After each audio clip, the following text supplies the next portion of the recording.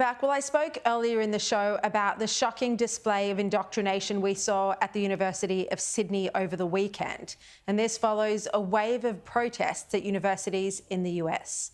Columbia University has been the epicentre of this madness. Students chanting and pitching their tents in an encampment that's lasted nearly 2 weeks. Many Jewish students have been forced to resort to online learning. I'm joined now by Columbia University student Ben Solomon. He's Australian from Melbourne and he's been studying economics and political science at the uni for the last 4 years.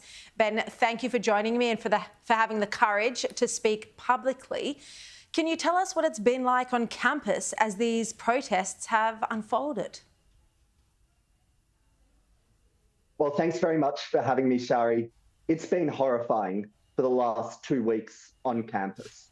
A mob took over the campus and started shouting things which I never expected to hear. They shouted to globalise the Intifada, to bomb Tel Aviv. They burned American flags. They harassed Jewish students and they told us to go back to Europe. This is not happening in Beirut. It's happening at an Ivy League campus in the middle of New York City. I mean, this has clearly been a hostile environment for any Jewish student. Do you think you will be able to continue to front up to your studies on campus, or do you feel like it's getting too difficult to have to come face to face with this every day? Well, there's only a couple of weeks left for me. Some of the classes have gone online, which makes things a little bit difficult in the short run. But I know to just can't keep going with this campus environment. Students who are wondering whether they should transfer out, students concerned for their own safety. 134 Israeli students wrote to the president saying that they fear for their own lives on campus. Those are the students I'm really worried about right now. Look, our audio's not great. We might just try one more question, but if it doesn't work, we'll have to connect back with you. Look, I heard you met this week with House Speaker Johnson, also a number of both Democratic and Republican congressmen. Do you think there's enough leadership on this crisis?